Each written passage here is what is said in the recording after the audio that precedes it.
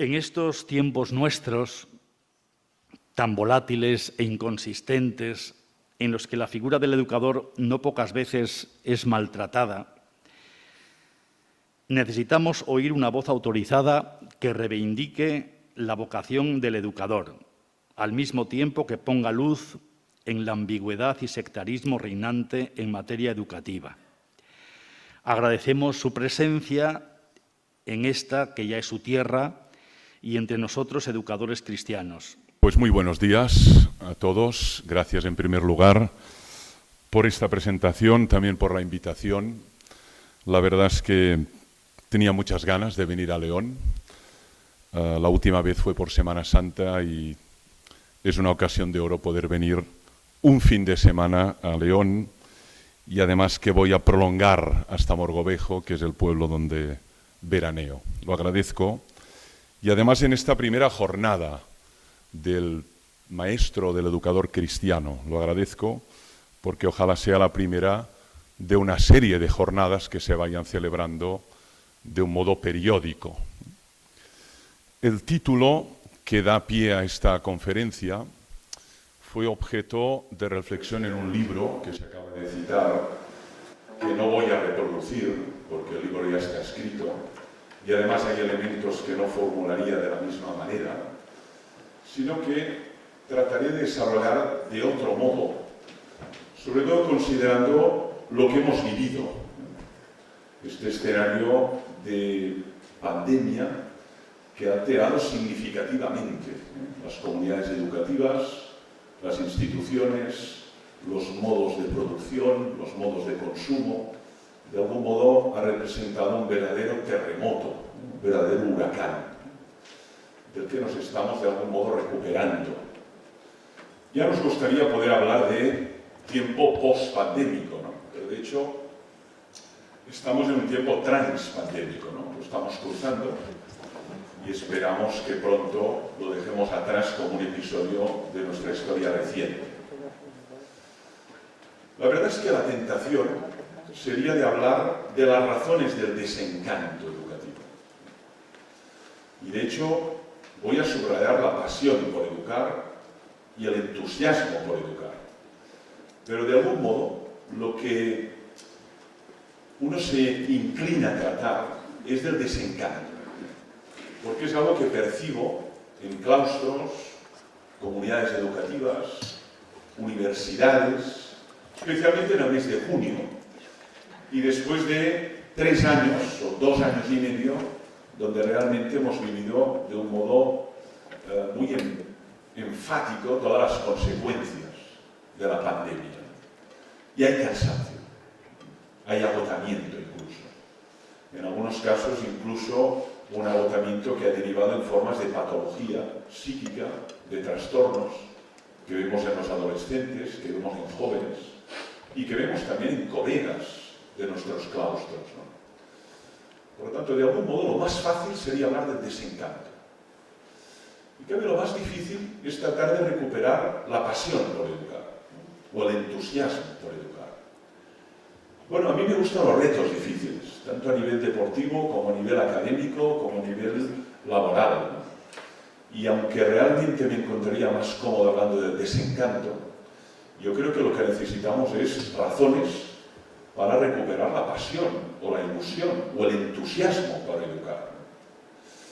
Y además esto me parece que es imprescindible en un educador. El alumno se da cuenta. El alumno se da cuenta si el educador siente la pasión por educar o se arrastra por el aula esperando que suene el timbre y desaparecer a la velocidad de la luz hasta el lunes. Sí que se da cuenta, claro que se da cuenta. Se da cuenta si se entrega y si realmente vive su vocación, o está allí para llenar un vacío de algo hay que vivir y luego, si puede ser, fugarse lo más rápidamente posible. Si en nuestras comunidades educativas abunda del desencanto, pues pierden su razón de ser, pierden su fuerza, pierden su carisma, pierden su identidad. En cambio, ¿qué diferencia es, no? Cuando en una institución, comunidad educativa, sea pública, privada, concertada, hay un núcleo de profesores que viven con verdadera pasión lo que hacen. Eso la llamamos a veces la fuerza intrínseca, motivación intrínseca. A mí me gusta hablar de entusiasmo, ¿no? Y no depende de la edad. Hay maestras de 63 años que llevan ya 40 años dejándose la piel en el aula, que empiezan en el mes de septiembre con un entusiasmo. Dices, bueno, pero ¿usted cómo alimenta este entusiasmo? ¿Que está en otro mundo? ¿No está en la misma aula que yo? Y que a mí también ocurre lo contrario, que encontramos a maestras muy jóvenes, o maestros, que apenas hace 2 años han dejado la facultad de magisterio, de ciencias de educación, y están quemadas. Dice, qué asco, no aguanto más, me he equivocado. Ojalá pueda olvidarme ya de los alumnos, empezar a hacer gestión o administración con tal de no verles más. Pero si tienes 25 años, hace 3 años que saliste de la facultad, ¿qué ha pasado? ¿Qué te ha pasado? ¿Qué te han hecho? ¿Cómo el sistema no ha cuidado esta vocación? Como si fuera un tesoro. Por lo tanto, aquí no depende de edades, ni siquiera de ámbitos. Hay ámbitos que uno diría, bueno, es que yo estoy en un entorno socialmente muy problemático. Hay mucha diversidad cultural. Hay además precariedad. Hay además conflictividad. Y por lo tanto, naturalmente, si estuviera en otro entorno, pues todavía tendría la vocación, pero en este entorno la ha ido perdiendo día a día. ¿No es verdad? Conozco maestros que actúan en barrios, zonas enormemente conflictivas, donde incluso están amenazados físicamente, ¿no? Su integridad física, y tienen una vocación que dices, pero bueno, cada día es una batalla y sin embargo no has perdido la ilusión, no has perdido el entusiasmo. ¿Cómo lo has hecho? ¿Cuál es la clave? Y claro, filosóficamente hay muy pocos textos que traten el entusiasmo. La pasión, muchos. Por ejemplo, la gran obra de Descartes, ¿no? Las pasiones del alma. Es un texto extraordinario. Generalmente recordamos el discurso del método, el principio de la filosofía moderna.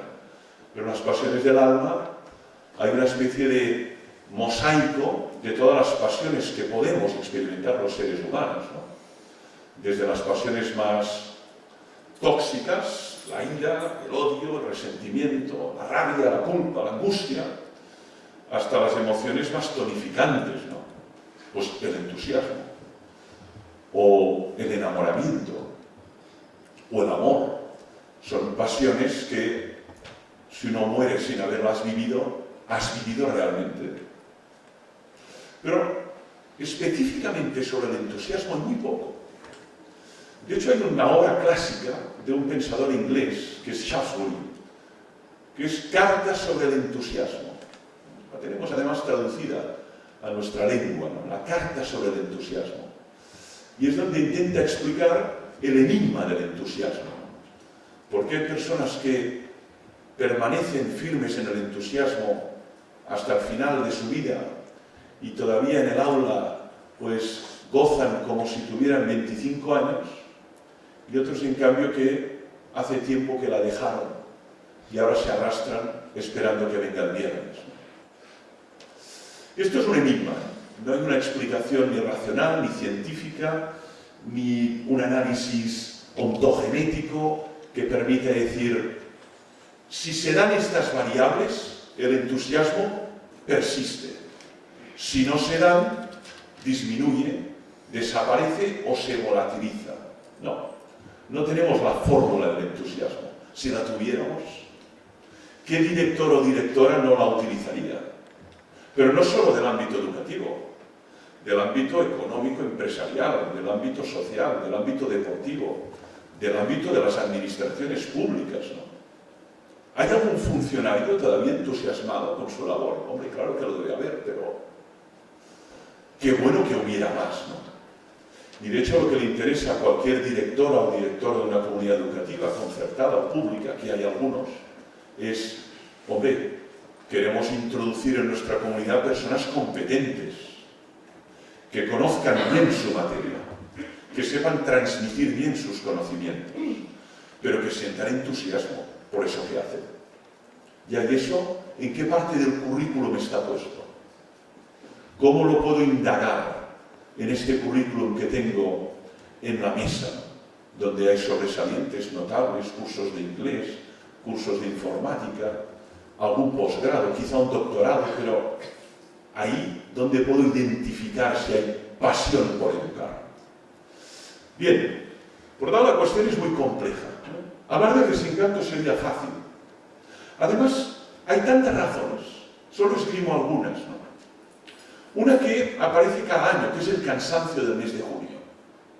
Es distinto hablar en septiembre que en junio. Tengo la suerte de hablar ambos meses a públicos muy distintos, ¿no? Ayer estaba en Andorra, ¿no?, hablando a maestros andorranos, ¿no? Y la misma percepción tuve, ¿no?, que en junio la moral de la tropa está por los suelos.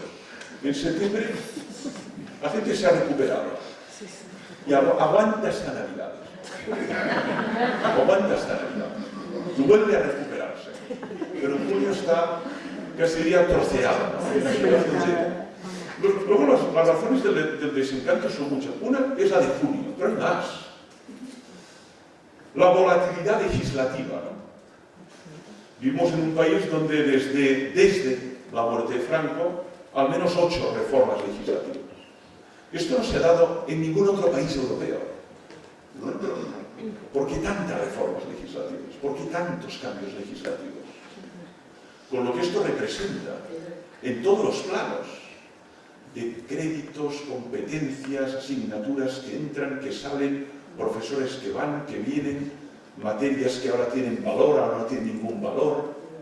No lo llevo a mi terreno gremial, que es el terreno de la filosofía, y podría hacer un discurso muy gremial y reivindicativo. No lo haré, no me corresponde, lo he hecho en otros lugares, pero en cualquier caso, algo que también es motivador del desencanto es la volatilidad legislativa. No dura nada.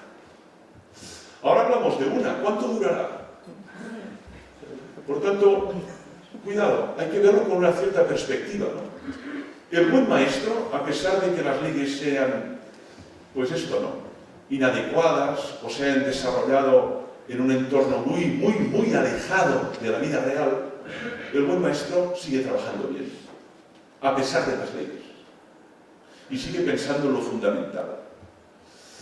El mal maestro, depende de la ley, todavía es peor maestro. Por tanto, es verdad, hay otro motivo de desencanto, que es la volatilidad legislativa. Se ha dicho antes, la falta de reconocimiento, no solo económico, si comparamos escandinavos o centroeuropeos, ¿no?, sino también social, ¿no?, sino también social. No todo es el sueldo a final de mes, que naturalmente cuenta. Tenemos hijos, hay que pagar hipotecas, ¿no? Pero el reconocimiento social también cuenta, ¿no? Ser alguien. Pues no, el educador y el maestro no es nadie en la sociedad, aparentemente. Antes están los influencers, los youtubers, los artistas, los futbolistas, los empresarios, los cantantes, pero el maestro educador. Y sin embargo, sin esta figura no hay civilización, no hay construcción de personas, no hay transformación de la sociedad. Naturalmente que eso cuenta a la hora del desencanto. Es distinto vivir en un lugar donde tú llegas, dices que eres maestro y cuenta, eres alguien, tienes autoridad, que no significa poder, la distinción es muy importante entre autoritas y potestas, que en un lugar que cuando dices maestro no tiene ningún tipo de relieve social o de prestigio, o de reconocimiento, ni social ni económico, que eso naturalmente alimenta el desencanto. La hiperpaternidad, ¿no? Padres y madres hiperproteccionistas que fiscalizan terriblemente la tarea del educador y cuestionan su tarea y su método y se ingieren en su trabajo, ¿no? Y a veces le hace muy difícil la práctica de educar, especialmente si en su hogar no educan o deseducan. Entonces el maestro experimenta la soledad. Oye, pero este niño en casa Estos mensajes no le llegan nunca. Nunca le llegan estos mensajes. Solo es aquí, en este ámbito escolar, donde subrayamos estos mensajes educativos. Ustedes han dimitido en masa. Entonces, ¿por qué tienen hijos ustedes? ¿Por qué han engendrado? Si son tan molestos y tan obstáculos a su vida y a sus carreras profesionales. Por tanto, hay un fenómeno también que es el desencanto, ¿no? Que es la injerencia y muchas veces el despotismo de padres y madres que no reconocen la autoridad de los maestros. Algo que ha cambiado, pero significativamente, en menos de 50 años. Hay otro motivo, que sería los alumnos que tenemos. Es verdad, no son los alumnos que nos gustaría tener. Dispersos y tecnodependientes. Al menos estos dos rasgos los observamos de qué manera llevo más de la mitad de mi vida en el aula. Cumplí 55 ahora el 15 de mayo. Y llevo más de la mitad de mi vida en las aulas, ¿no? Y he podido observar, como muchos de aquí, la evolución, ¿no? Cómo han cambiado los perfiles, ¿no? El nivel de dispersión es elevadísimo. Esto que están ustedes haciendo aquí, ¿no? Seguir un hilo argumental, sin imágenes, sin interferencias. Esto es imposible en un aula de adolescentes, en un aula de universitarios, en un aula de niños o de postadolescentes. Imposible. Porque el tiempo de seguimiento de un razonamiento es mínimo. Especialmente porque nos hemos acostumbrado a las imágenes. Y cuanto más imagen hay, menos capacidad de abstracción y de ideación. Y por lo tanto, si no hay imagen, me pierdo. Me he perdido el hilo. Ya no sé dónde estabas. Claro, la dispersión hace muy difícil la praxis educativa. ¿Cómo educar a alguien que va saltando de pantalla en pantalla? ¿Cómo suscitar en él la concentración? Que esté pendiente ahora de este verso, o de esta regla gramatical, o de lo que es la fotosíntesis, o de lo que es o fue la guerra civil, o de este poema de García Lorca, o de este aforismo de Heráclito, ¿no? Por lo tanto, tenemos un combate enorme en el aula, que es contra la dispersión mental y emocional, especialmente activada por las tecnologías de la información y de la comunicación. A más introducción de las TIC, mucho más se incrementa el nivel de dispersión mental y emocional. Y mucho más difíciles son los niveles de concentración y de rendimiento académico. Y es que es lógico. Me atraen tantos estímulos, ¿cómo voy a estar pendiente solo de este texto?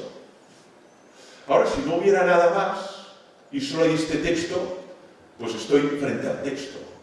Pero hay tanto para ver y tan seductor que lo que usted está diciendo o explicando, y hace mucho rato que he perdido el hilo. Dispersos y tecnodependientes. Incluso algunos autores hablan de tecnoadictos, que entonces ya hablamos de un nivel de patología muy alto, ¿no? Que es la síndrome de abstinencia, ¿no? Necesito el consumo digital para poder vivir. Si no tengo malestar, tengo angustia, tengo desazón, ¿no? Por tanto, las razones del malestar serían muchos. Hay una además en clave cristiana que también quiero indicar, ¿no? Ustedes son anacrónicos. Su propuesta es anacrónica. Ya no sirve para el tiempo presente ni para el futuro. Los que nos ubicamos en una identidad cristiana, es mi caso, tenemos que poder responder a esta objeción. La objeción es muy interesante. Educar es preparar al educando para que pueda vivir noblemente en la sociedad del futuro. Les tenemos que equipar bien. Destrezas, habilidades, valores, conocimientos, para que puedan vivir en un mundo que tendrá unas características muy distintas por lo que estamos entreviendo del mundo en el que ahora nos hallamos. Bien, primera afirmación, ¿quién la puede poner en duda? Si les equipamos para vivir en el pasado, ¿qué tarea estamos haciendo? ¿Tendría sentido enseñarle a un niño a utilizar la guadaña? Bueno, a nivel folclórico y a nivel de memoria, sí, Mira, tu abuelo la utilizaba con frecuencia, y tu bisabuelo y el padre de tu bisabuelo. Era un instrumento cotidiano, es bueno saberlo, forma parte de la cultura histórica.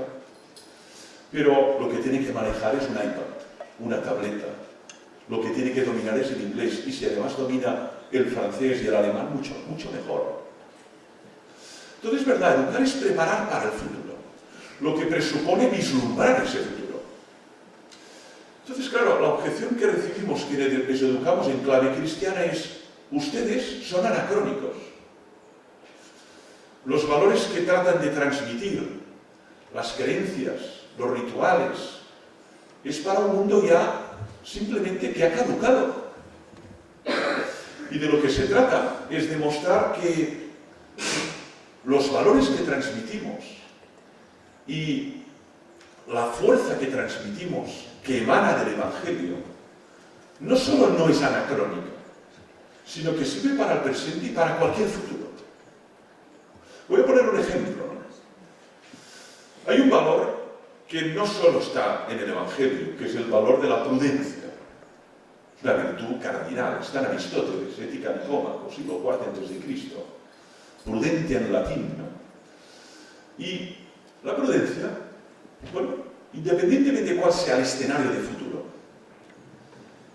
¿cómo no va a ser un activo transmitir ese valor a un niño hoy de 15, 14 o 13 años? Independientemente de dónde acabe trabajando, qué lengua acabe hablando y qué sistema informática o operacional utilice, si es prudente, naufragará menos en la vida, seguro. Esto es un valor, digamos, perennemente válido. Y si es una persona amable, tendrá más capacidad de cohesionar equipos y liderar bien un hospital, un partido político, un sindicato o una universidad. ¿Qué quiero indicar eso? Que hay valores que son perennemente válidos, a pesar de los cambios, transformaciones, metamorfosis que hay en nuestra sociedad. Y yo creo que el Evangelio es un depósito de estos valores permanentemente válidos. Otra cosa es cómo los transmitimos, de qué manera, qué resistencias nos encontramos, qué dificultades. Pero anacrónico no, anacrónico no. Siempre la tarea educativa exige este movimiento dialéctico, ¿no?, entre lo que hemos heredado del pasado y no podemos descartar porque sigue siendo valioso, y lo que tenemos que introducir de lo nuevo para poder incorporar a ese niño en una sociedad muy, muy diferente de la que hemos vivido. Siempre es un juego entre lo nuevo y lo antiguo. Hay formas de educar que llamamos tradicionalistas o arcaizantes, porque descartan todo lo nuevo, nada, lo nuevo fuera, y solo les equipamos con lo viejo. Y cuando salen de esa burbuja que llamamos colegio, se estrellan, porque no saben manejar ni un iPad. Y dices, oye, es que, ¿pero tú de dónde has salido? Pero también hay que pensar lo otro, que es el otro extremo, ¿no? Vamos a olvidarnos de las parábolas, vamos a olvidarnos del Eclesiastés, vamos a olvidarnos de las bienaventuranzas, porque todo eso ya no sirve para nada. Y solo digital, informática, competencias que tienen que ver con el uso y manejo tecnológico. Ya, ¿de acuerdo? Tendrá ese dominio técnico, pero tendrá esos valores que le van a permitir enfrentarse a las 1000 situaciones complicadas de su vida: enfermedades, despidos, separaciones, fracasos y muerte de seres amados. ¿Cómo va a enfrentarse a todo eso si no tiene este equipaje que son los intangibles, los valores? Por tanto, me da la impresión que cuando hablamos de pasión por educar, ahora entro en eso, tenemos de entrada que recordar los fines de la educación. La mayoría de los claustros, el diálogo raramente se produce sobre los fines. Se reflexiona sobre el método, cómo hacerlo. Y es necesario, ¿no?, la didáctica, la pedagogía. Se reflexiona sobre la evaluación, cómo hay que evaluar. No es fácil, cómo hay que ser justo en la evaluación. Desde junio, exámenes. Yo examiné el jueves y examino el lunes y, por lo tanto, es un verbo que practicamos los que educamos. Llega un momento que uno tiene que evaluar, ¿no? Y evaluar con justicia y con rigor. Diga lo que diga la ley vigente. Educar con justicia y con rigor. Bien, pero raramente hablamos de los fines. ¿Y para qué educamos? Y yo creo que es lo fundamental. Para recuperar la ilusión, o la pasión, o el entusiasmo. La clave es el fin, el objetivo. Si el objetivo es noble, si el objetivo es realmente un objetivo que colma las expectativas de un ser humano, la ilusión permanece. Ahora, si el objetivo es un bien, un fin muy relevante en la sociedad, es lógico que uno al final dice o diga, merece la pena. La pregunta es, ¿a qué dedicamos nuestro talento? Hay jóvenes con un gran talento que emergen de la universidad, pero no van a cualquier empresa. Dice, mira, yo mi talento lo quiero dedicar a una organización que sirva para algo en la sociedad. Una ONG, una universidad, un laboratorio que estudie una vacuna contra ese tipo de virus. No me interesa dar mi talento a un multimillonario porque todavía sea más rico de lo que es y me vaya exprimiendo como un limón. Ahí no voy a dar mi talento. Oye, pero te va a pagar mucho, da igual. Pero en cambio, sí que tiene sentido dar mi talento a esta ONG para que estos niños tengan acceso al agua potable en un poblado de Eritrea. Yo que soy ingeniero tengo que pensar un sistema de canalización, barato además, ecosensible, sostenible ecológica y económicamente, para que todos estos poblados que ahora tienen que andar 25 kilómetros para tener agua potable, puedan tenerla en sus hogares. Esto me llena. Me lo decía un exalumno. Matrícula de honor en periodismo. Digo, hombre, tú tienes un gran futuro, le dije. Le tuve en cuarto, les doy ética periodística. No sirve para nada. Vulneran persistentemente los principios deontológicos, la mayoría de los periodistas. Pero bueno, ahí estamos, luchando. Acabó cuarto, matrícula de honor. Yo, ¿qué vas a hacer? Yo, mira, tengo 3 propuestas, pero las he descartado. Hombre. Y además, la verdad, muy seductoras económicamente. El grupo Godó, el grupo Prisa. Bueno, me voy a India, con las hijas de la caridad. A la India con las hijas de la caridad, sí. Porque quiero dedicar mi talento a algo que merezca la pena. Bueno, y entonces estando allí funda Sonrisas de Bombay, que es una ONG que pueden buscar la página web, que lo que hace es educar a niñas, sacándolas de la prostitución, que son niñas de redes utilizadas por turistas sexuales occidentales, belgas, alemanes, españoles, como no, que las utilizan como objetos sexuales, niñas. Dice, no, yo voy a montar una ONG para que puedan formarse y puedan tener un futuro distinto. Y esto me llena, me entusiasma, necesito dinero, vivo muy lejos de mis padres y además me quieren matar. Porque las mafias que controlan estas niñas ven cómo van perdiendo mercado y por lo tanto me quieren matar y algún día igual me matan. Pero mi vida merece la pena. Estaría en un despacho, sí, del grupo Prisa o de La Vanguardia, ganando mucho dinero. Pero esto me llena. Y mi talento lo quiero dedicar a esto. Bueno, esto es fantástico cuando te encuentras figuras así, ¿no? Por lo tanto, ¿qué hacemos cuando educamos? Yo creo que básicamente el fin es doble. Lo que hacemos de un modo artesanal, diariamente, discretamente, sin focos, sin cámaras, sin entrevistas, es construir personas. Esto es lo que hacemos. Esto es lo que hacemos cotidianamente. La persona no es un ser jamás construido. Es un proceso que dura toda la vida, ¿no? La ontogénesis, palabra técnica que utilizamos, ¿no? Siempre pensamos en la etapa, pues, 0-9 meses, ¿no? Y vamos observando la evolución de ese ser, ¿no? De nasciturus, que dicen en latín, desde la célula huevo, pues hasta el momento que rompe aguas, ¿no? Dices, fíjate, estos son todos los procesos que hay aquí, ya. Y luego continúa. Y construir personas significa esto, una obra colectiva, una obra comunitaria.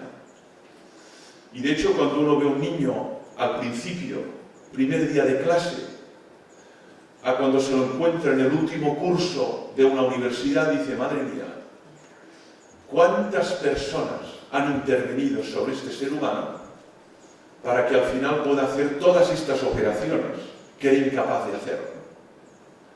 Ni siquiera hablaba.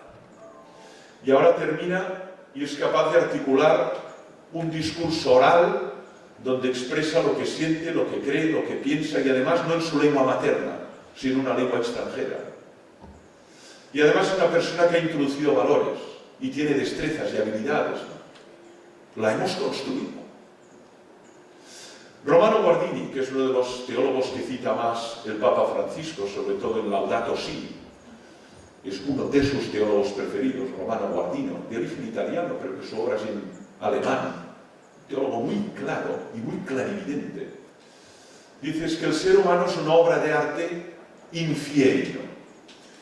Esta expresión latina infieri significa que se está haciendo, ¿no? En gerundio.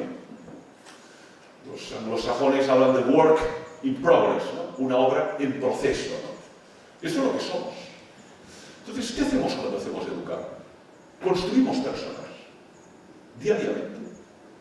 Lo que pasa es que uno solitariamente no puede hacerlo. Y por eso la comunidad educativa, ¿no? Hay alguien de aquí, lo sé muy bien, porque además es muy amiga mía, que lo que ayuda es a desarrollar las habilidades físicas, las habilidades de resistencia, de habilidad, de elasticidad, todo lo que tiene que ver con la sabiduría corporal. Lo que en el lenguaje de Howard Gardner es la inteligencia kinestésico-corporal. Esto lo necesitamos también para construir personas. Claro que lo necesitamos. Porque somos seres encarnados. Y necesitamos el desarrollo de nuestras capacidades también corporales. Pero habrá alguien que dirá, no, bueno, es que mi ámbito es el ámbito de la inteligencia musical. Fantástico. Fantástico. La ignoro profundamente, ¿no? Pero necesitamos a alguien que desarrolle la sensibilidad, la capacidad musical de ese niño y que al final pueda gozar, pues, con una obra de Bach o de Stravinsky o de Mozart, o que sea realmente un ser creativo capaz de construir nuevas sinfonías o nuevas obras musicales, ¿no? Eso es construir personas. Por lo tanto, ¿qué hacemos cuando educamos? Construimos personas. ¿Te parece un fin poco noble? A mí me parece que es un fin tan noble que cuando uno lo piensa es difícil que nos entusiasme. Nosotros no construimos casas, nosotros no construimos puentes. Otros construyen puentes y tienen que hacer muchísimas ecuaciones y dominar a fondo, sobre todo la física de los materiales. ¿Qué materiales resisten y cuántos kilos puede resistir este puente? O este acueducto, o este viaducto, ¿no? Nosotros construimos personas, que es un material muy sensible, muy frágil, pero donde hay elementos visibles e invisibles, ¿no? Pero es que además hacemos otra cosa, ¿no? Lo digo para mostrar el por qué a mí al menos me apasiona educar. Nosotros construyendo personas transformamos el mundo. Esto queda muy megalománico, ¿no? Transformar el mundo, ¿pero de qué me hablas? Sí, sí. El mundo se transforma construyendo personas. La naturaleza es cíclica, vuelve el verano. Habrá olas de calor, sí, hoy tenemos una. Vuelve el invierno, vuelve el otoño. Sin embargo, la posibilidad de construir personas es la única que nos permite transformar el mundo. Lo explico bien, ¿no? El Papa Francisco distingue dos roles, el rol de actor y el rol de espectador, la moral de actor y la moral de espectador.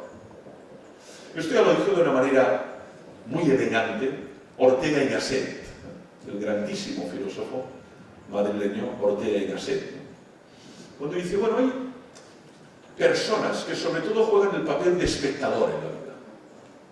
Miran desde el balcón cómo los demás hacen cosas y se equivocan. Les critican, se ríen de ellos, pero ellos no hacen nada. Esto abunda, ¿eh? Es la moral del espectador. Esto abunda mucho. Nosotros les educamos no para que sean espectadores, para que sean actores, responsables, transformadores del mundo. El Papa utiliza un verbo, que es el verbo balconear. A mí me interesó mucho la terminología de Bergoglio, de hecho elaboré este diccionario, porque balconear es un giro lingüístico muy argentino, he estado en Buenos Aires 4 veces y lo utilizan mucho, que es esta actitud de estar en el balcón, ¿no? Y ver la gente que hace, y criticar. Mira, este está haciendo una pared pero le sale torcida. Este resulta que pues no se ha cambiado de ropa en 3 días. Es el balconear, chismorreo desde el balcón. Ya, pero ¿usted qué hace? ¿Usted qué transforma? ¿Usted qué intenta cambiar? Nada. Su existencia es estéril. Si no hubiera nacido, no hubiera pasado nada. Porque no ha cambiado nada. Es irrelevancia absoluta. Nosotros no somos irrelevantes. Aunque no haya reconocimiento social, económico, público, no somos para nada irrelevantes. Para nada. Entonces, la irrelevancia es el papel de espectador. Mira, critica, se ríe y practica esto, el criticón, aquel de Baltasar Gracián, extraordinaria la obra, ¿no? Jesuita español, siglo XVII, ¿no? El criticón. En cambio, el espectador, lo que queremos es que se transforme en un actor. Y si es actor, podrá transformar el mundo. Lo que queremos es que al salir de nuestras comunidades educativas tengan pasión por transformar el mundo. Cada cual según sus dones, lo hemos visto en la oración, ¿no? Sus talentos. Y también según su inclinación, pero que no se queden solo viendo que el mundo cae a trozos y se lamenten de ese espectáculo de final del mundo, como si fuera esto, ¿no? El apocalipsis, ¿no? Sino que tengan voluntad de transformar empresas, mundo deportivo, mundo social, mundo económico, mundo cultural, transformarlo, mejorarlo, dignificarlo. Esto es lo mejor que podemos aportar a la sociedad. Alguien que diga no. Decía Albert Camus en El hombre rebelde, muy interesante, primera línea. ¿Qué es el hombre rebelde? El que dice no. No voy a tragarme esto. No voy a aceptar eso. No voy a mirar a otro lado. Voy a entregarme para que haya más justicia, más paz, más solidaridad, más ecosensibilidad. Cada uno en el campo que considere necesario. Por lo tanto, ¿cómo no va a ilusionar una tarea así? Construimos personas para transformar el mundo, no para repetir el mundo que tenemos. Y algunos lo van a transformar a través de sus innovaciones biotecnológicas y otros a través de su manera de liderar organizaciones o a través de su reivindicación sindical o política o a través de su intervención en determinados ámbitos de la administración pública. Punto final. Punto final tiene que ver con los escenarios de futuro. Decía antes que educar tiene que ver con preparar al educando para ese escenario de futuro. Ya, pero ¿cómo será ese futuro? Este es el tema, ¿no? No podemos educarles para el pasado. El pasado está, ¿no? Y además es pétreo. Lo que está abierto es el futuro. El pasado es pétreo. Y el presente es fluido, ¿no? Pero el futuro es incierto. La primera característica que tenemos es que el futuro es incierto. ¿Quién imaginaba una pandemia que nos dejaría caos durante 2 años largos, ¿no? Miles de víctimas mortales, ¿no? Pérdidas económicas enormes. ¿Y quién podría imaginar que cuando la pandemia estaba ya, en el atardecer, irrumpiría una guerra, casi en Europa, ¿no? Ucrania, y que no sabemos ni cuánto tiempo va a durar, ni cuántas víctimas va a generar, ni si va a transformarse en un conflicto de carácter mundial explícito. De momento es mundial implícito, pero mundial explícito, ¿no? Nadie sabe nada de eso. Pero el primer rasgo del futuro es la incertidumbre. Ya, ¿y qué tenemos que hacer como escuela? Sobre todo subrayar un valor, que es la ductilidad, la capacidad de adaptación, la capacidad de flexibilidad a entornos muy distintos. Lo rígido no tiene futuro. Si uno educa a una persona solo para hacer este movimiento, le he educado para que haga este movimiento. Pero ahora este movimiento lo hace un artefacto dotado de inteligencia artificial 24 horas al día, 365 días al año, y no se cansa además. Y es mucho más barato para la organización. ¿Esta persona qué va a hacer? Si solo se la ha educado para hacer esto. Está muerta. Necesitamos educandos dúctiles, polifacéticos, con una gran capacidad adaptativa, que puedan trabajar en países distintos, con sistemas distintos, con máquinas distintas y con oficios que ni siquiera podemos todavía nombrar. Oficios que ni siquiera podemos nombrar y que de aquí a 20 años serán oficios muy reconocidos. Eso nos obliga a una educación muy generalista, pero que permita esa adaptación. Para mí hay una fuente de inspiración. Jesús se adaptaba a los entornos y se adaptaba a su interlocutor. Siempre se ha comparado en la historia de la educación Sócrates y Jesús.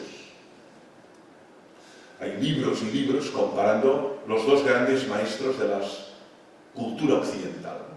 Occidental. Otra cosa es si vamos a Oriente, ¿no? Que a menos habría que citar 3. Siddhartha Gautama, el Buda, Confucio y Lao Tse. Estos 3 para hablar de los grandes referentes o los grandes maestros del mundo, del enorme mundo oriental. Pero si hablamos de Occidente, Sócrates y Jesús. Bien. Jesús se adaptaba. Articulaba un discurso cuyo fin era hacerse entender.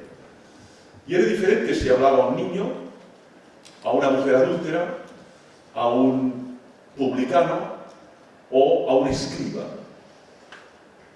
Esto es la capacidad de ductilidad, de adaptación. Ahora el mensaje siempre es el mismo, pero hay que adaptarse a las situaciones. Eso el buen maestro lo tiene muy claro. Y el buen profesor universitario también.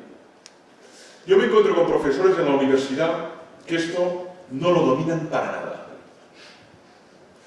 Y año tras año van perdiendo alumnos.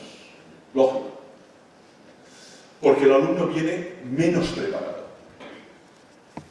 La ESO ha destruido prácticamente su última neurona.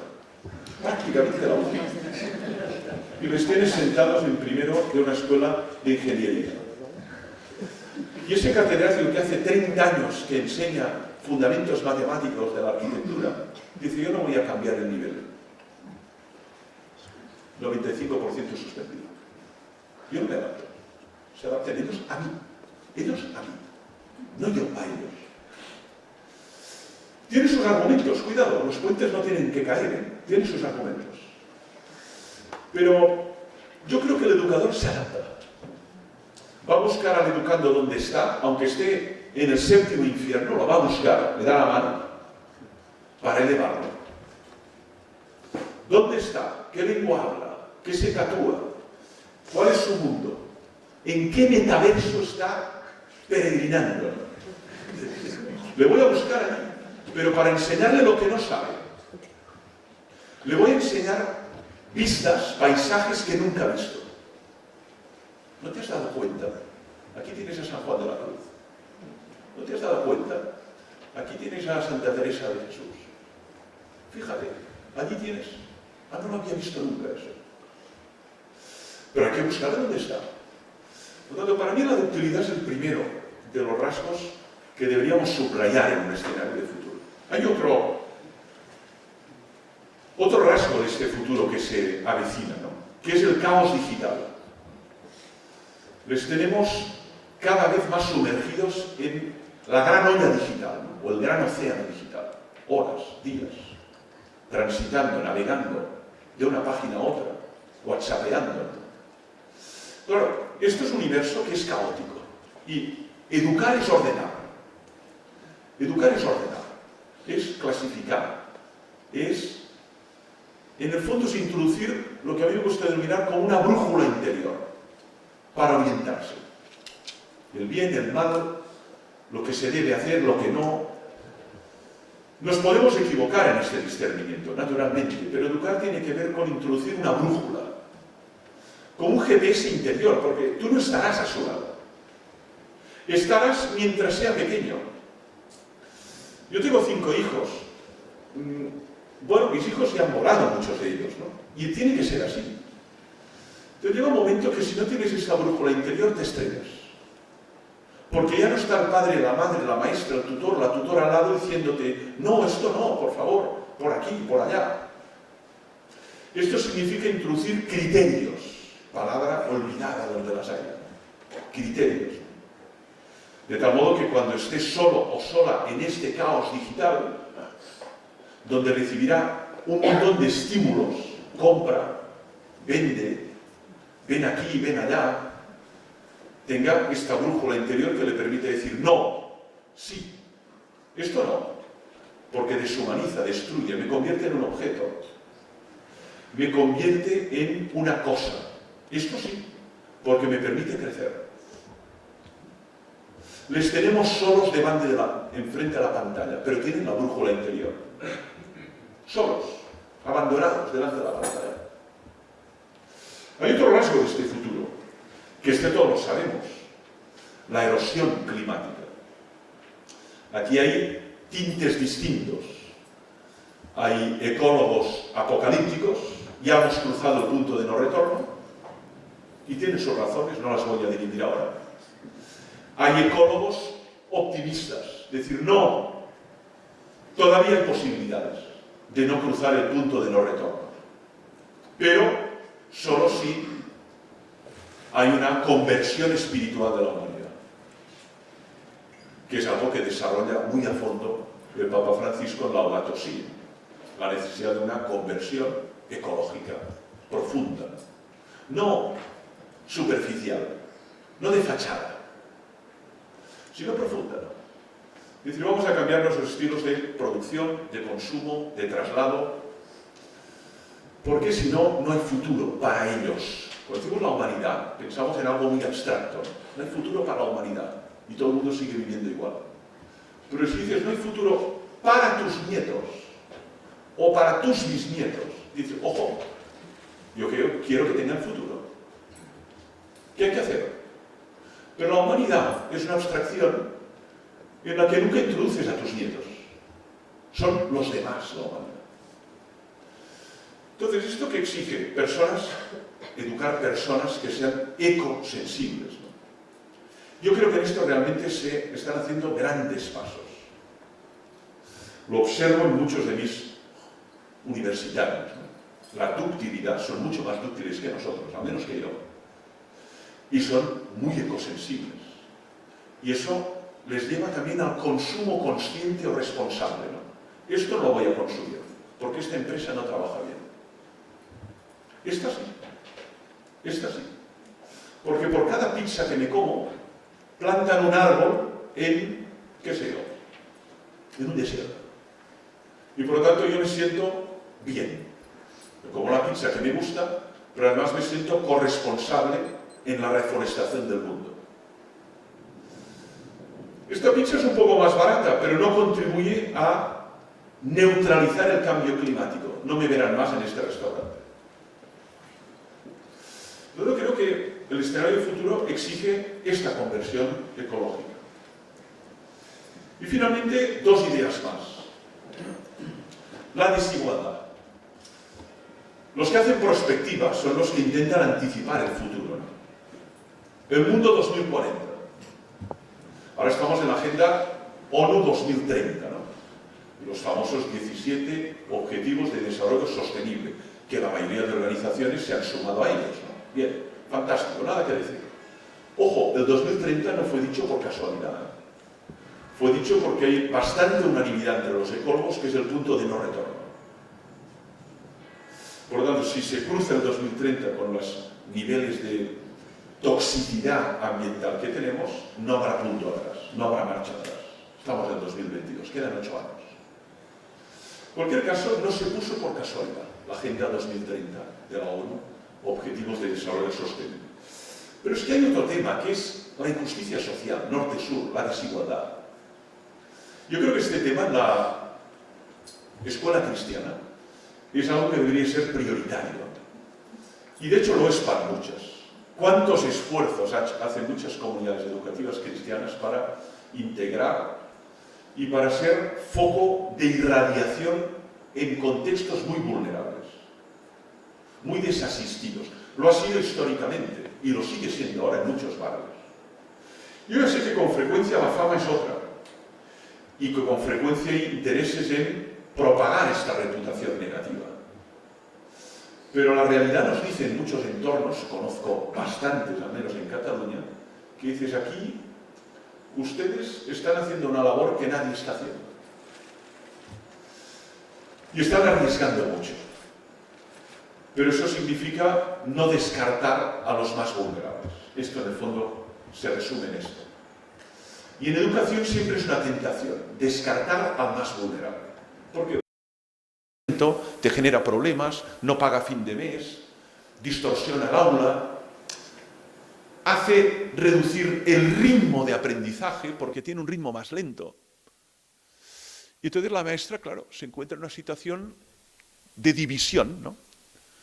Si reduzco el ritmo, van a perder otros aprendizajes que hubieran conocido.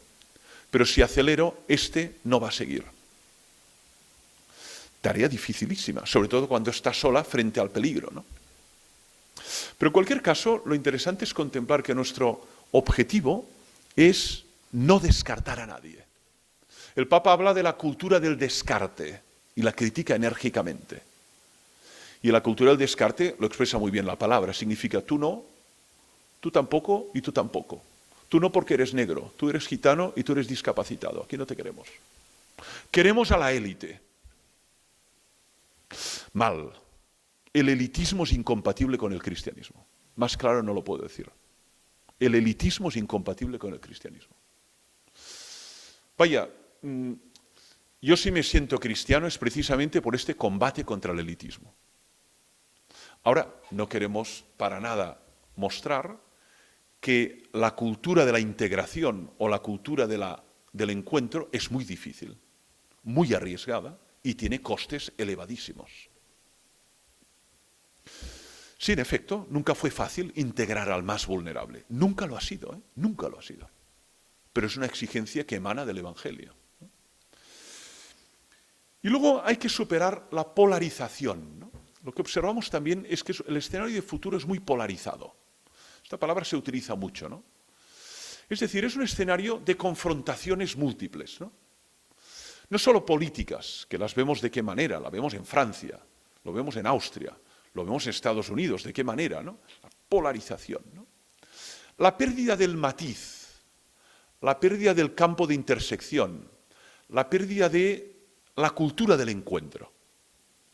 Polarización significa que los dos ámbitos se van distanciando, se van enemistando, van incrementando su odio respectivo y es mucho más difícil encontrar los puntos de encuentro entre ellos dos. Y eso es una tendencia que observamos. Políticamente, socialmente, observamos de qué manera. Estados Unidos es el paradigma, el país dividido. Pro Trump, pro Biden. Dividido. pro-choice, pro-life. Y además a muerte entre los dos grupos, ¿no? Yo creo que aquí se impone la tarea de tender puentes, introducir lo que une, ser capaces de generar cohesión, ¿no? La escuela es un ámbito de cohesión y debe serlo y seguir siéndolo, sin perder la propia identidad, que este es el otro caballo de batalla, ¿no? Somos lo que somos, queremos seguir siéndolo, pero no queremos excluir quienes no piensan ni creen como nosotros. Al contrario. Pero somos como somos y pensamos como pensamos. Pero me parece que la polarización, primero, es una simplificación binaria. ¿Estás conmigo o contra mí? Bueno, pues ni una cosa ni la otra, no puede ser. O conmigo o contra mí. Perdona, ni una cosa ni la otra, ¿no? Por lo tanto, el pensamiento binario siempre es una simplificación. El pensamiento siempre es matizado. En este aspecto así, pero aquello no lo veo tan claro. Cuando las personas piensan, no caen en la visión binaria. Hay pluralidad de opciones, ¿no? Entonces, a mí me parece que frente a esta polarización que se observa, y que es una tendencia creciente, lo que tenemos que hacer desde un ámbito cristiano es ver lo que nos une. Y nos unen tantas realidades. Mire, todos somos hijos de una madre. Todos deseamos ser felices. Todos deseamos ser reconocidos. Todos vamos a morir. Nadie escapa de la muerte. Todos deseamos lo mejor para las personas que amamos. Estoy ya indicando elementos que unen a todos los seres humanos. Y en cambio observamos atentamente lo que nos difiere. Y además lo magnificamos y entramos en combates maniqueos a muerte unos contra otros. ¿Qué tipo de sociedad es esta?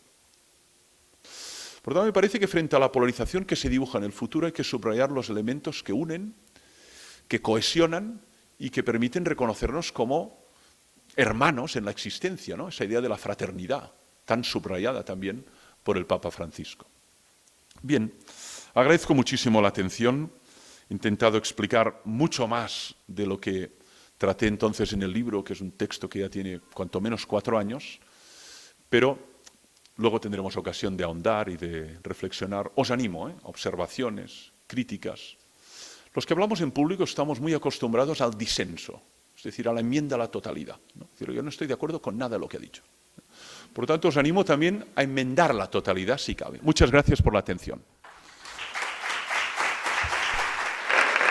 Muy bien, muchas gracias. Vamos a pasar entonces a plantear al ponente alguna sugerencia, alguna pregunta, alguna interrogación, alguna enmienda. Creo que hay un micrófono inalámbrico, pues con levantar la mano y solicitar el micrófono para que lo oigamos todos, pues perfectamente. Después de escuchar lo importante que es la persona, la pasión por esa educación y cómo se involucra a todo el mundo dentro de las comunidades educativas, ¿cuánto puede quedar simple y llanamente en marketing y cuánto en un convencimiento personal interior real que transforme la educación y el mundo? Sí, gracias.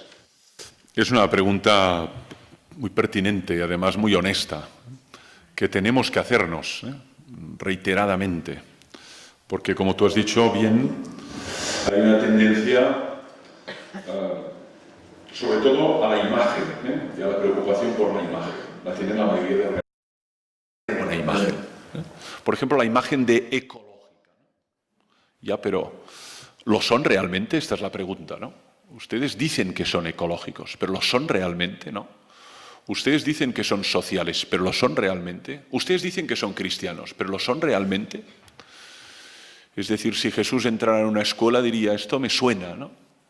O diría, esto no tiene nada que ver con lo que yo imaginé, ¿no? Nada que ver, ¿no? El diálogo entre el inquisidor, ¿no?, de Dostoyevsky es justamente esto, ¿no? Por tanto, ¿qué queda más allá del marketing? Yo creo que esto solo lo podemos verificar en los hechos, ¿no? Es decir, puedes decir, no, esta organización es ecológica, no porque lo diga en la página web, no porque he hecho una especie de esto, ¿no?, de greenwashing, ¿no?, ha limpiado en verde su imagen digital, sino porque, fíjate, tienen placas solares en todo el techo, ¿no? ¡Ah, caray! Y además reciclan. Y además tienen un parking de bicicletas para que todos los profesores puedan venir sin tener que utilizar el coche y además no se le robe la bicicleta, ¿no? Y además no utilizan papel ya, solo utilizan comunicación digital, ¿no? Ah, dicen que lo son, pero lo son. Por tanto, para mí, la única forma de verificar si es marketing o algo más que marketing son los hechos. Facta, como dicen en latín, ¿no? Los hechos hablan por sí mismos, ¿no? Y eso a nosotros nos exige mucho, ¿eh? Porque nosotros nos presentamos como comunidad educativa cristiana, ¿no? Y la exigencia es muy alta, ¿no? Dicen, bueno, ya cogen ustedes los más vulnerables, ya practican la misericordia con los más difíciles, ya son ecosensibles. Bueno, cuidado, esto son muchas cosas a la vez, ¿no? Pero solo lo somos realmente si se manifiestan los hechos que practicamos cotidianamente.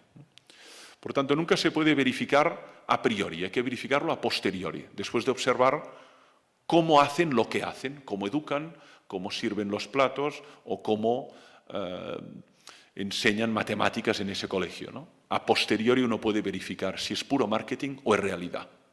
Gracias. Más cuestiones, si hay.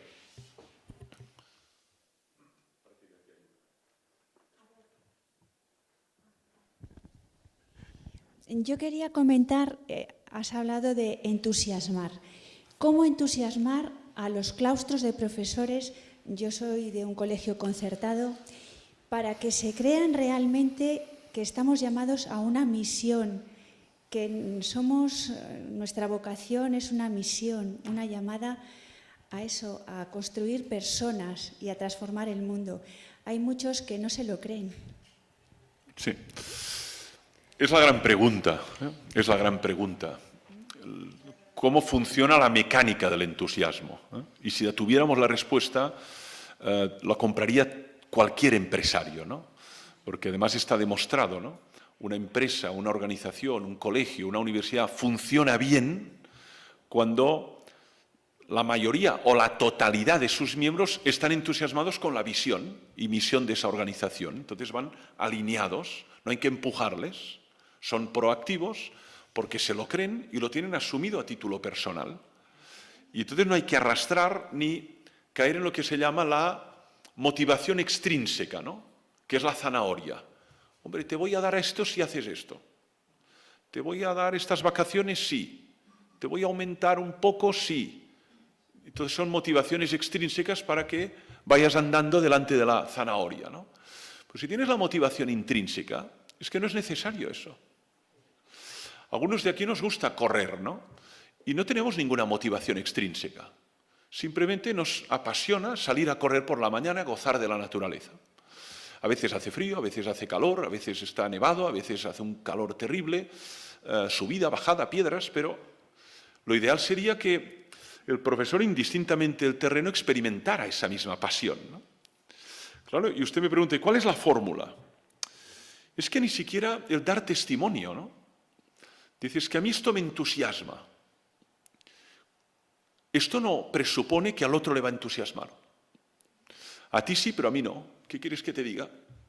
Pasa con el cine, pasa con un libro, pasa con una música. Me entusiasma Arnold Schoenberg, ¿no? El padre del dodecatonismo, ¿no? Que es una música, recuerden, Viena, años 20, ¿no? Dices, bueno, pues es que yo no la puedo resistir.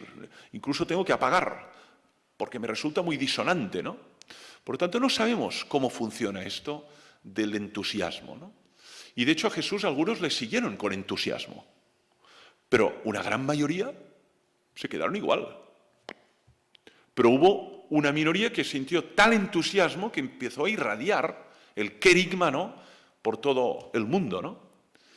¿A quién le hubiera dicho a San Pablo, Pablo de Tarso, que experimentaría esa conversión y que se convirtiera en el principal propulsor del cristianismo en Europa, ¿no? Sobre todo en el Mediterráneo? Pues ni él mismo lo imaginaba, ¿no? Entonces, a mí me parece que nosotros tenemos que hablar de cuál es nuestro propósito y, naturalmente, tratar de conectar con el máximo número de personas que sienten esta visión en sus propias pieles y en su propia carne, ¿no?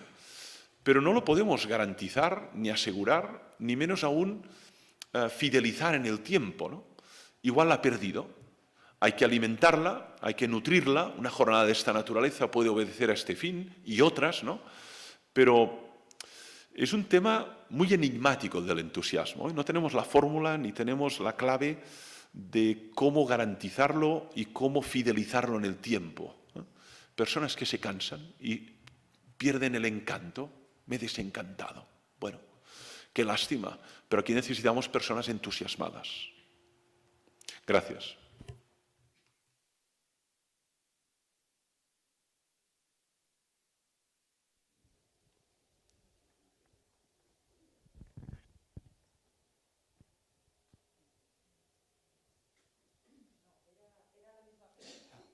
Era por eso.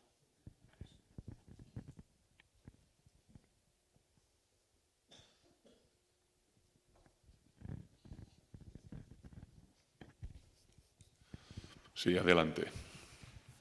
Sí, mira, ¿cómo mantener el entusiasmo? Por ejemplo, cuando en una clase, digamos, incluimos a todos, empezando por mí, ¿no? Que soy guatemalteco y tengo en mi clase a uno que es africano, a uno que es gitano, a los búlgaros, ahora a los ucranianos. Y cuando, claro, son gente de exclusión, me incluyo yo también, que entonces al ser gente que venimos de un mundo excluido, claro, la clase pues tiene su fama, ¿no? O sea, la clase empieza a decir, esta clase, claro, ahí están los gitanos, tal. Y luego además ahí mezclas a gente pues que supuestamente son de bilingüe, que tienen gran nivel, pero claro, como tenemos ahí a gente de diferentes nacionalidades, de diferentes realidades, ¿no? Y de diferentes maneras de vivir, también incluso el mismo catolicismo, ¿no? Porque el catolicismo es muy plural. Y entonces, claro, tenemos mala fama, mala tal, porque tenemos tanta pluralidad que al final la clase se cuestiona, ¿no? A ver, ¿esto para dónde va? ¿No? Gracias a ti. Es la pregunta, creo, más oportuna en contextos de pluralidad tan emergente como en el que nos encontramos, ¿no? No hay una respuesta fácil, a esta pregunta. La respuesta fácil es: tenemos que disminuir las ratios, por supuesto, y tenemos que ampliar los maestros y profesores que pueden atender y acompañar a atender esta diversidad emergente, ¿no? Lo hemos visto con la crisis de refugiados de Ucrania, ¿no? Un tema que a mí me ha tocado especialmente. Yo tengo un hijo adoptado de Ucrania, además, ¿no? Y por lo tanto este tema lo hemos seguido con mucha atención y detenimiento en mi familia, como pueden imaginar, aunque él ya tiene 21 años y lo adoptamos con 4. Pero todas esas ciudades que observamos con ruinas, ¿no? Pues algunas de esas yo estuve, ¿no? Y da pena verlas y lo que tardará a ser reconstruido ese país después de esta debacle, ¿no? Bueno, pues claro, de golpe un pueblo en Cataluña como Guissona se encuentra, pues de entrada, 40 niños ucranianos en el aula. Ya, pero yo iba a hablar de la fotosíntesis, pues en una lengua, y estos niños que van a entender de la fotosíntesis, ¿no? Y luego tienen las reglas gramaticales y luego pues alguien les va a explicar lo que es, qué sé yo, la guerra civil, ¿no? Por lo tanto, realmente es un problema mayúsculo, ¿eh? Que no está bien planteado ni bien resuelto, ¿no? ¿Por qué? Porque la atención a la pluralidad es a la pluralidad de talentos, de situaciones que hay en el aula. Algunos tienen grandes capacidades y muchas veces se desasisten estas capacidades y se atrofian porque no se desarrollan como deberían desarrollarse. Y otros tienen carencias enormes o incluso discapacidades, ¿no? Que requieren de un ritmo mucho más lento y de una atención mucho más cuidadosa y de una repetición, y la maestra no se puede multiplicar en 3, en 4 o 5 y tener 3 clones por el aula, cada uno impartiendo clases distintas, ¿no? Es la misma persona. Por lo tanto, el tema es de una gran complejidad, no lo tenemos resuelto, pero lo que observamos es que tiende, por lo general, a reducir los contenidos y a rebajar la exigencia para poder alcanzar a los que tienen más dificultades. Con lo cual perdemos la estimulación también del talento y el desarrollo de los altamente capacitados, ¿no? Que si no van a escuelas élite para poder ser atendidos, pues se pierde este talento en el aula. Claro, esto requeriría una inversión muy seria y requeriría también, seguramente, aulas de transición, ¿no?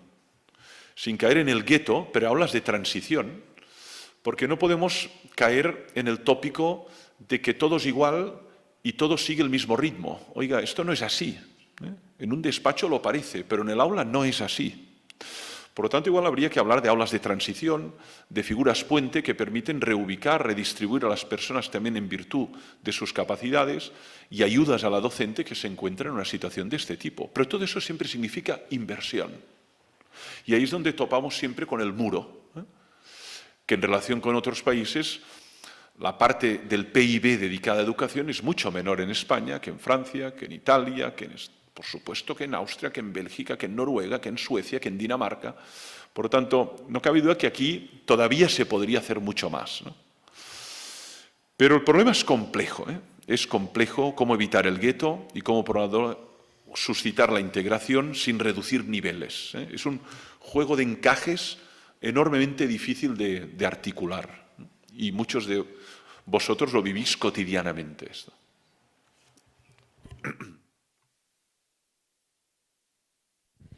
Sobre las tecnologías, yo siempre he sido un profesor muy pro TIC, muy pro nuevas tecnologías, introducirlas en el aula, bueno, creo que como casi todos, pero sí que es verdad que tampoco sé muy bien por qué, desde hace un tiempo, un año así, estoy cambiando, me estoy quedando un poco en tierra de nadie porque les estoy cogiendo algo de recelo por la sobreexposición que hay fuera de la escuela, pues lo que usted comentaba antes de pues, tantas pantallas que tienen los alumnos, y sí que empiezo a ver como que la escuela a lo mejor tiene que ser un poco, no sé si el último reducto, pero librarla un poco de esa sobreexposición, porque al final en el medio muchas veces se va, si no la educación, muchas veces los niños se centran en lo que es el tener el iPad, la tablet, ver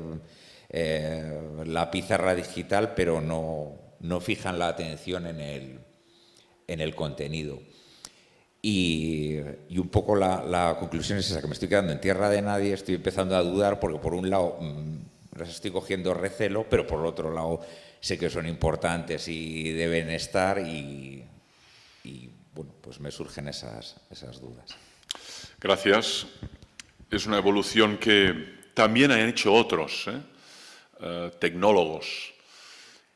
Hay un aforismo de un filósofo estoico que yo aprecio mucho, que es Marco Aurelio, que además fue, ni más ni menos que César, ¿no? Que dice, de nada en exceso, de nada en exceso.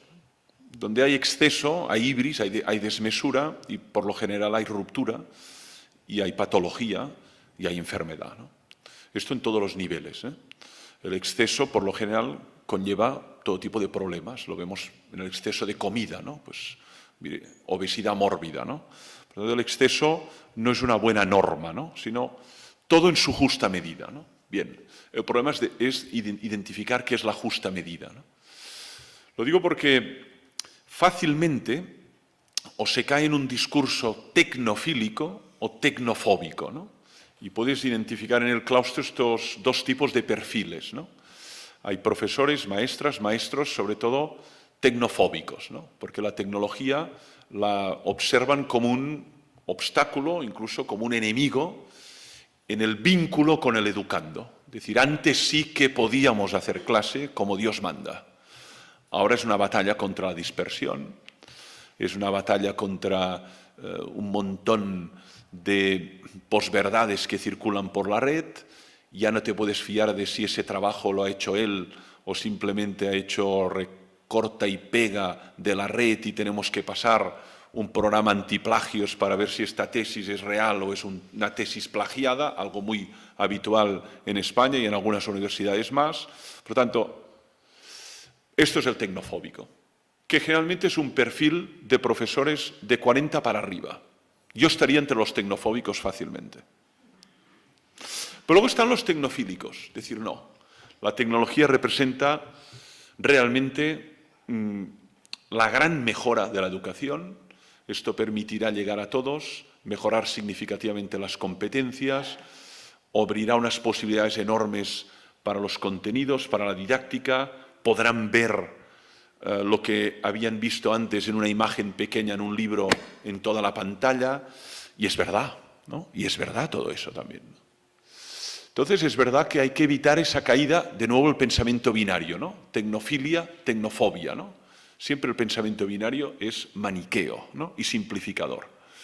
¿Qué ha pasado en la escuela? Que muchas veces para presentarnos como una escuela moderna, a la altura del tiempo, bien situada y para ganar mercados, sobre todo en un contexto de desierto demográfico o de gran penuria demográfica, muchas veces poner músculo tecnológico ha representado que el padre y la madre han optado por esa institución educativa. Es que aquí tenemos ordenadores, tenemos conexión, los niños ya no escriben en papel, ya no hablan, todo es digital, todo es pantalla.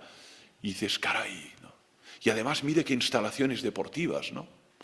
Por tanto, muchas veces se ha presentado como anzuelo de marketing, con tal de que, en un contexto donde vamos a tirar del niño unos y otros para llenar aulas y poder tener los conciertos, pues simplemente se ha presentado la tecnología como índice de progreso. Yo creo que hay que ir con mucho cuidado, con mucho cuidado. ¿Por qué? Porque realmente hay que introducirles en la tecnología. No podemos tener analfabetos digitales y analfabetos tecnológicos porque el mundo tiene este cariz, ¿no? Pero luego estamos perdiendo unas habilidades enormes, ¿no? Hay verdaderas carencias, ¿no?, en muchos universitarios, ¿no? Por ejemplo, su expresión oral. Su expresión oral. Oiga, exprese estas ideas. Verdaderas dificultades en su lengua materna. Ya no digo en otra lengua, en su lengua materna. Exprese estas ideas, ¿no? Le hemos acostumbrado a teclear delante de una pantalla e ir poniendo eslóganes e imágenes. Y así, pues, trabajos de final de grado, trabajos de final de máster, tesis. Y digo, ¿usted ahora me puede explicar este problema sin leer nada? ¿Lo que siente lo puede expresar sin leer nada? Carencias orales, carencias, ya no hablo de la escritura o de la lectura, ¿no? Incluso gestuales. El lenguaje gestual, que es el lenguaje del mime, del payaso, de la actriz, del actor, es un lenguaje que requiere su entrenamiento. Si usted es un cuerpo adosado a un teclado y delante de una pantalla que hace esto, a la hora de expresar sentimientos, emociones con el cuerpo, también queda enormemente atrofiado ese cuerpo, ¿no? Pensemos en la danza, ¿no? Es un ejercicio, una gramática del cuerpo, pero enormemente exigente, ¿no?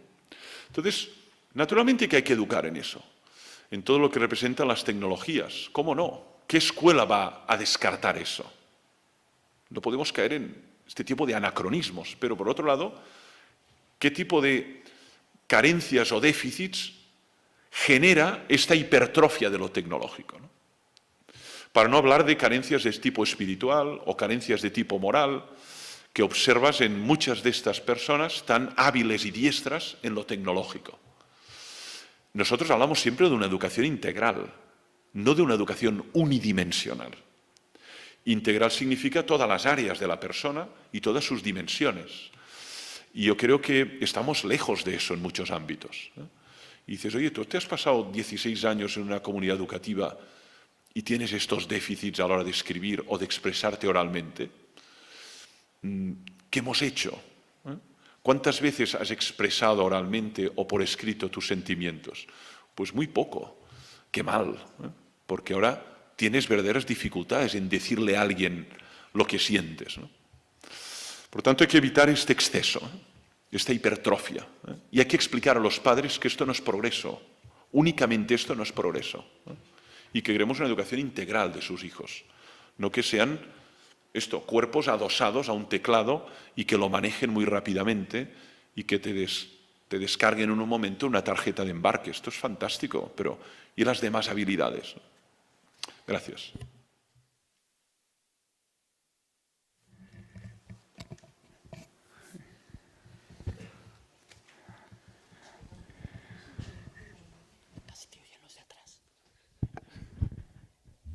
Yo quiero dar fuerza a lo que tú has dicho antes de la importancia que en un claustro, en un centro, es importante que todos tengan los mismos objetivos y busquen el bien del alumnado desde ahí.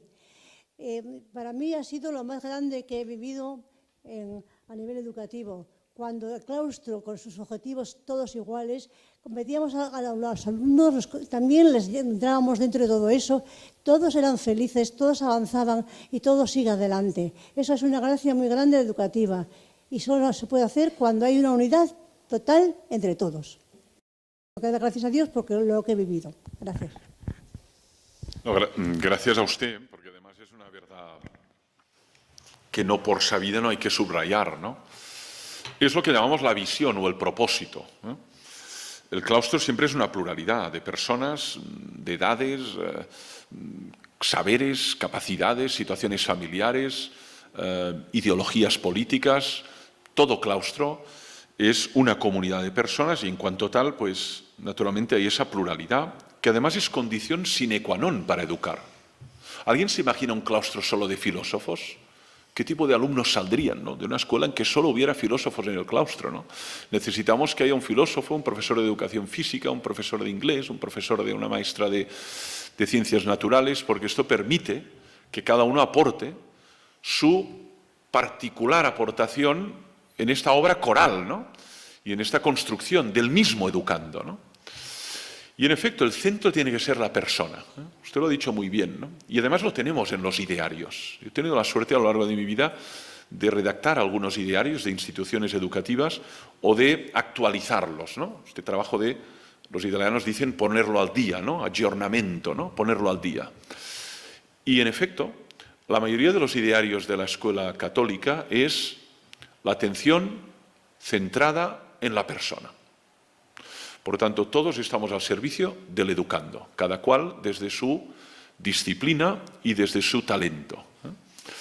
Cuando hay eso, hay un claustro unido. Cuando no hay eso, hay un claustro dividido donde hay intenciones, propósitos distintos y fácilmente se generan tensiones, agravios comparativos, ¿no? Por lo tanto, hay que subrayar mucho esta unidad del claustro o de la comunidad educativa. Y no solo de los maestros, porque está la otra comunidad educativa que es la familia, ¿no? Y a veces entre ambas hay un abismo o contradicción de mensajes, como he tratado de mostrar, ¿no? Y entonces sí que la cuestión es mucho más compleja, ¿no? Porque podría ser que todos los miembros del claustro estuviéramos de acuerdo en subrayar, qué sé yo, ¿no?, el valor ecológico. Y en cambio esa familia cuando va de picnic por el campo, pues lo deja todo perdido, allí quedan los plásticos, las botellas, y dices, bueno, ¿en qué quedamos, no? Por lo tanto, si no hay un mensaje unitario, es muy difícil que el niño o la niña refuerce ese valor, sino que se produce una especie de binarismo o una especie de esquizofrenia que hace una división axiológica en esa persona, ¿no? Tiene que haber unidad en el claustro y tiene que haber al menos un pacto tácito con las familias de qué tipo de valores vamos a subrayar y qué tipo de actitudes consideramos nobles y que ustedes también en casa van a reforzar, ¿no?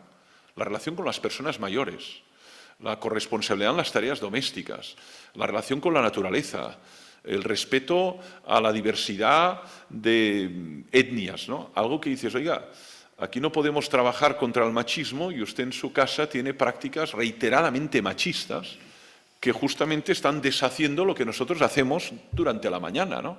¿En qué quedamos, no? Y esto se produce, ¿eh? Se produce. Por lo tanto, la labor es enorme, porque el niño es el mismo, ¿eh? Lo que pasa es que recibe mensajes opuestos a y no a la misma vez, ¿no?, en la misma persona. Muchísimas gracias. Pues terminamos ya. Tenemos ahora unos minutos hasta la 1 de descanso y a la 1 en la capilla mayor, según salimos aquí a la izquierda, celebramos la Eucaristía. Muchas gracias a todos. Muchas gracias, Francesc, por tu exposición y por la respuesta a las distintas cuestiones. Pues gracias a vosotros y hasta la próxima. Que tengáis buen verano a todos. Gracias.